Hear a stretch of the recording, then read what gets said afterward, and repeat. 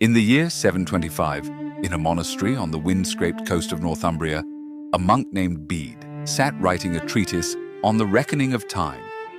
He was old for his era, past 50, his hands stiff in the cold of an English winter. And in the 32nd chapter of that treatise, he described the earth, not as a disk, not as a plane resting on the back of a turtle.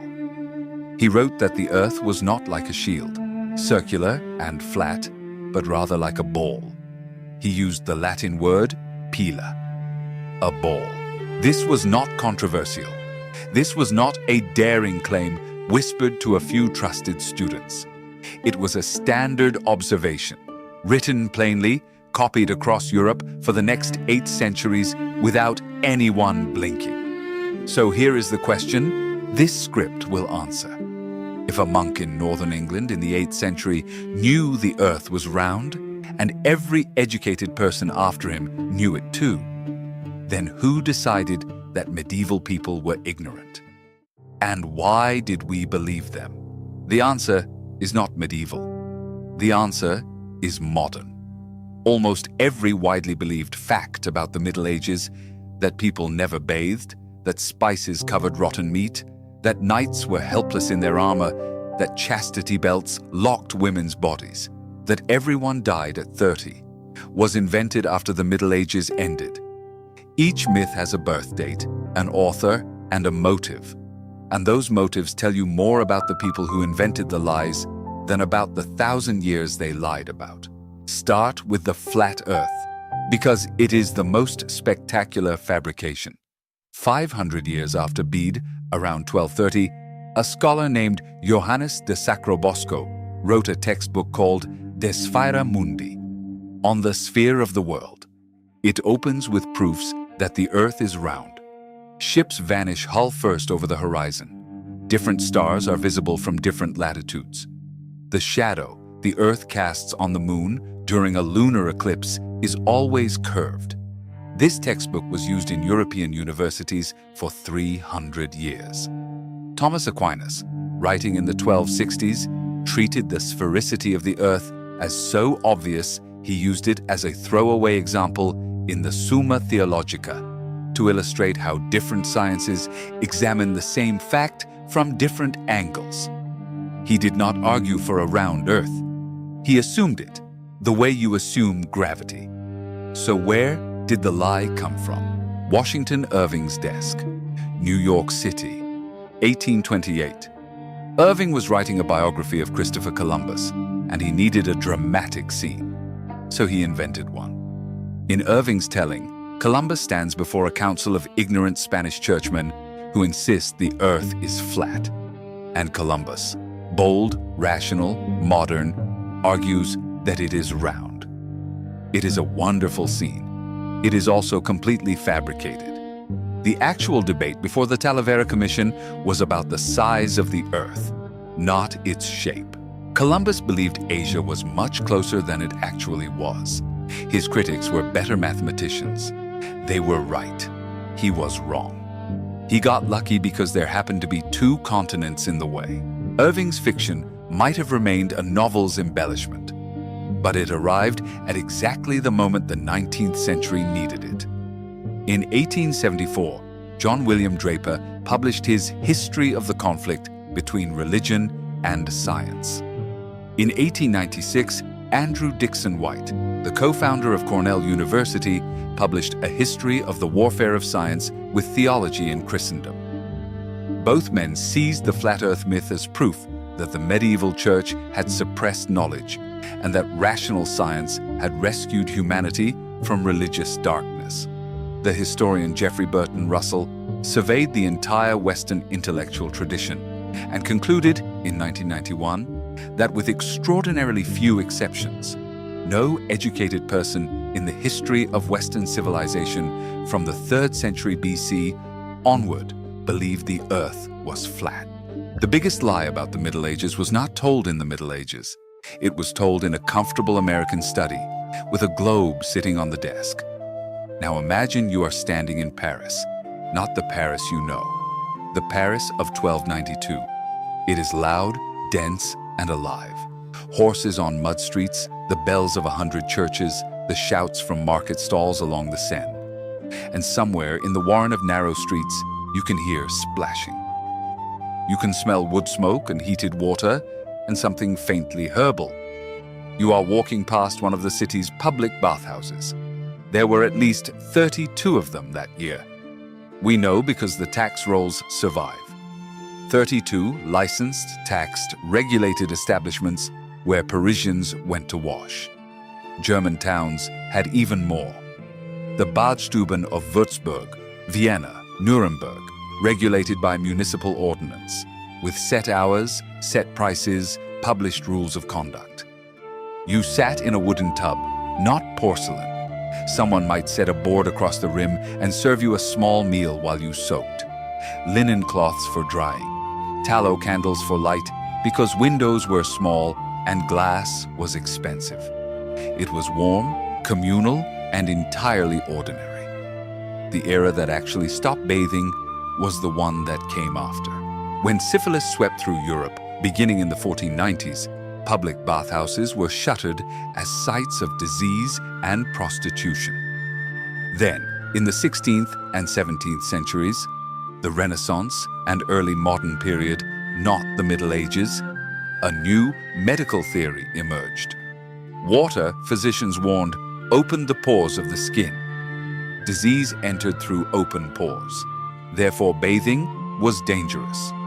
Louis XIV of France reportedly bathed twice in his adult life. His courtiers at Versailles reeked and doused themselves in perfume to cover it. The medieval period got blamed for the filth of a later age.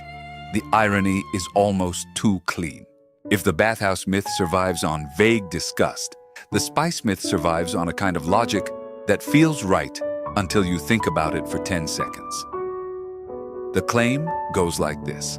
Medieval people used heavy spices to disguise the taste and smell of rotten meat.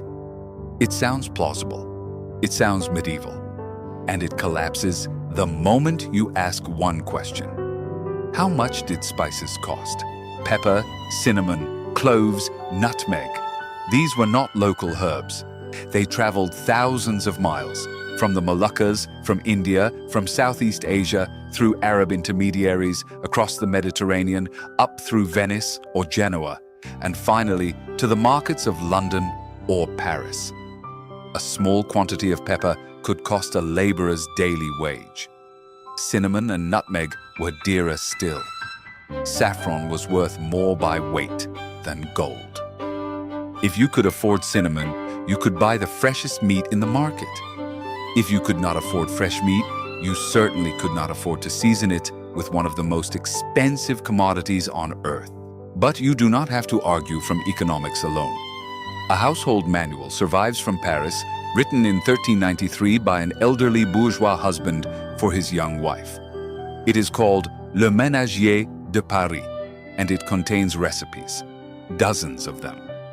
The spice use is precise, measured quantities, specific combinations, careful instruction on which spice complements which dish.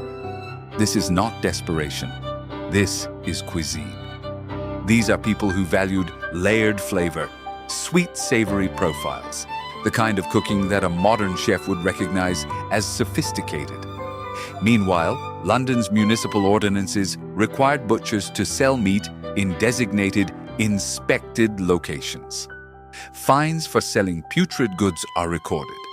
Medieval people knew what rotten meat smelled like, and they wrote laws against selling it.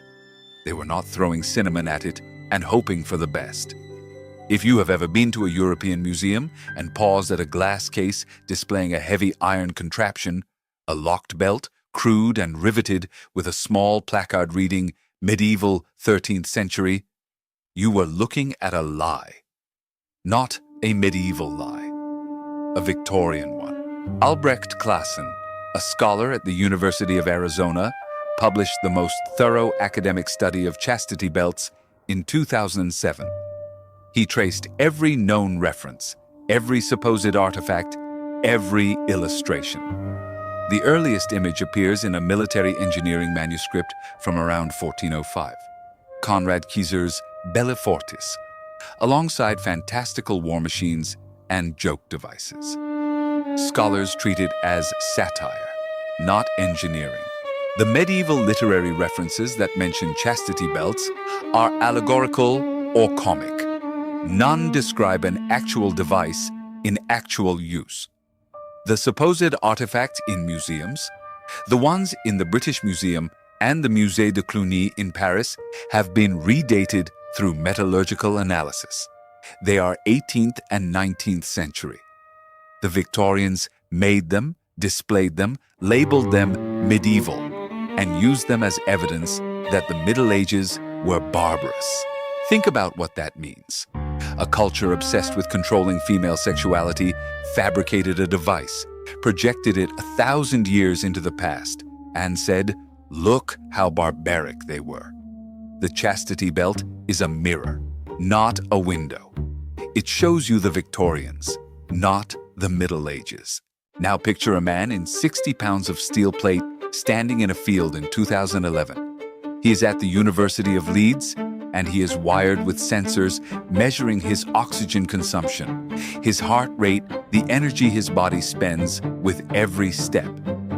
He begins to walk, then he jogs, then he runs. He mounts a horse, unassisted, one foot in the stirrup, swinging his leg over. He drops to the ground and performs a combat roll, comes up on his feet. The researchers publish their findings in the Proceedings of the Royal Society B. A person in full 15th century plate armor uses about 1.7 to 2.3 times the energy of an unarmored person performing the same movements. The armor is heavy. The wearer tires faster. But he is fully mobile. He can fight. He can run. A full suit of late medieval plate weighed between 33 and 55 pounds, distributed across the entire body through internal straps and padding. Compare that to a modern American infantry soldier in full combat gear, often exceeding 65 pounds, most of it concentrated on the back and shoulders. The helpless tin can image has two sources, and neither is medieval. The first is tournament armor, the stexoid, a specialized jousting suit deliberately built heavier and more restrictive because the rider did not need to dismount or move on foot. It was sports equipment, not battlefield gear. The second is Mark Twain. In A Connecticut Yankee in King Arthur's Court, published in 1889, Twain wrote scenes of knights hoisted onto horses by cranes, unable to scratch an itch, collapsing like up-ended beetles. It was satire. It was funny. And people took it as history. If you have ever heard that people in the Middle Ages died at 30, you have encountered a statistical ghost. It is true that life expectancy at birth was somewhere around 25 to 35 years in most medieval European populations. That number is real. What it means is not what you think. Infant and child mortality was devastating. Estimates suggest 30 to 50% of children died before age 5. Every infant death drags the average down. When you calculate life expectancy at birth, all those deaths at age 1, age 2, age 3 pull the number into the 20s and 30s. It is a mathematical artifact, not a description of how long adults lived. Analysis of English aristocratic families from the 13th through 15th centuries shows that men who reached 21 could expect to live into their early to mid-60s. Skeletal analysis of non-elite cemeteries, ordinary people, peasants, laborers, reveals substantial numbers of individuals who reached their 50s, 60s, and beyond. Their bones show arthritis, vertebral degeneration, healed fractures from decades of labor. These are not the bones of people who died young. These are the bones of people who worked hard and lived long. Medieval people did not die at 30. Their babies did. The adults who survived childhood had reasonable odds of growing old. And we have their bones in the ground to prove it. If you are keeping count, you will notice a pattern. The flat earth myth was invented in 1828 and weaponized in the 1870s and 1890s. The filthy medieval myth reverses a post-medieval decline in bathing. The spice myth emerged in early 20th century popular histories. The chastity belt was fabricated in the 18th and 19th centuries. The armor myth comes from tournament equipment and an 1889 novel. These are not medieval eras.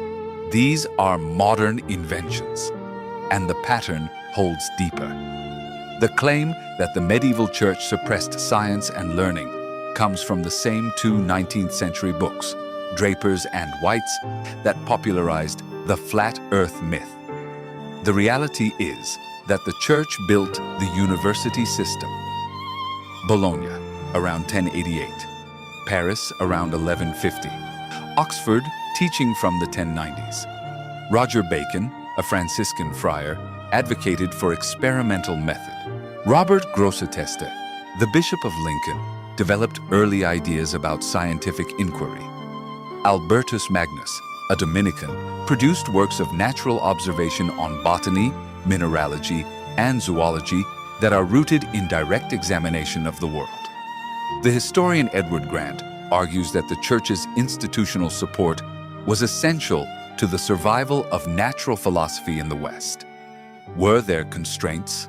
Yes. Theological boundaries on inquiry existed. The condemnations of 1277 in Paris restricted certain philosophical propositions. This was not free inquiry as a modern university understands it, but it was sponsored inquiry within limits. And those limits produced Aquinas, Occam, Duns Scotus, and the intellectual tradition from which the scientific revolution would emerge. The myth that medieval people drank only beer because all water was poisoned is a half-truth stretched past recognition. Medieval cities invested heavily in water infrastructure. London's Great Conduit, completed in 1236, piped clean water from the springs at Tyburn to the market at Cheapside. The Canterbury Cathedral Waterworks Plan, drawn around 1160 and surviving today in the Library of Trinity College, Cambridge, is a detailed engineering schematic. Lead pipes, settling tanks, distribution points, serving kitchens, bathhouses, latrines, and the infirmary. If you saw this plan without knowing its date, you might guess it came from a later century. People drank ale and beer, yes, for calories, for taste, for safety at times, but they also drank water. They knew some sources were better than others. They built systems to get clean water where it was needed. The infrastructure speaks for itself. And the peasants? The 90% of Europe's population that popular imagination imagines in unbroken misery? They worked hard, certainly. But the medieval calendar was thick with holy days. The word holiday is literally holy day, on which labor was forbidden. Estimates for late medieval England suggest somewhere between 70 and 100 non-working days per year. Sundays, saints' days, seasonal festivals, alehouses, fairs, games, dancing. We know about the leisure because their lords complained about it. Manorial court records document fines for peasants spending too much time at games and not enough in the fields. If you want to know what a culture values, look at what it punishes. Medieval lords punished fun. That tells you fun existed. One more fabrication deserves its burial. The droit du seigneur, the supposed right of a feudal lord to sleep with a peasant bride on her wedding night. The historian Alain Bourreau examined every claimed instance and concluded in 1998 that no credible evidence supports it as a real, legally sanctioned practice. The references that exist are satirical, allegorical, or describe a symbolic payment, a fee the groom paid in lieu of any such right. Voltaire popularized the myth as a weapon against the feudal system. Braveheart cemented it in 1995. It was always a political instrument, never a law. And if you have seen a medieval map online with the caption, "Here be dragons," at the edge, you have seen a fiction. The Latin phrase hic sunt dracones appears on exactly one known historical object, the Hunt Lennox globe, made around 1510, which is after the Middle Ages. And the inscription refers to a specific region of Southeast Asia, possibly referencing real Komodo dragons or simply unknown territory. Medieval maps. The Great Mappae Mundi, like the Hereford map from around 1300, included strange creatures and monstrous peoples drawn from classical tradition at their edges. But that specific famous phrase was never a cartographic convention. The internet invented the tradition. So here is what you are left with. Every myth about the Middle Ages, traced in this script, was made by someone who came later. Petrarch coined the Dark Ages in the 1340s because he wanted to revive classical Latin.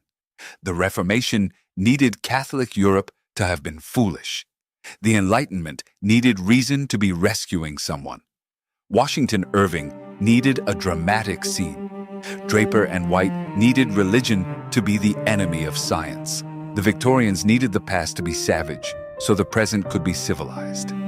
Each era reached back 1,000 years and painted its own fears on someone else's wall. The Middle Ages lasted a millennium. In that time, Europeans built the university, the parliament, the common law. They engineered cathedrals that still stand. They developed double-entry bookkeeping, the mechanical clock, eyeglasses, the windmill. They read Aristotle in translation from Arabic, debated him in Latin, and produced Dante and Chaucer and the Book of Kells. They bathed. They spiced their food with care. They understood the shape of the earth. They grew old. They danced at fairs and sued each other in court and complained about the ink and the weather and the cost of candles. They were not what we said they were. The question worth sitting with is simpler than it sounds. If so many confident, widely shared beliefs about 1,000-year period turn out to be projections from later centuries, manufactured by novelists, polemicists, satirists, and anxious Victorians, then what are we getting wrong right now? What comfortable story are we telling about someone else's past because it makes our own present feel like progress? The monk Bede knew the earth was round. He wrote it down. He did not think it was remarkable. 1,200 years later, we are still catching up to what he took for granted. If this reshaped something you thought you knew, subscribe. The next script goes deeper into the medieval record, into the people, the institutions, and the documented world that 1,000 years of myth has tried to bury.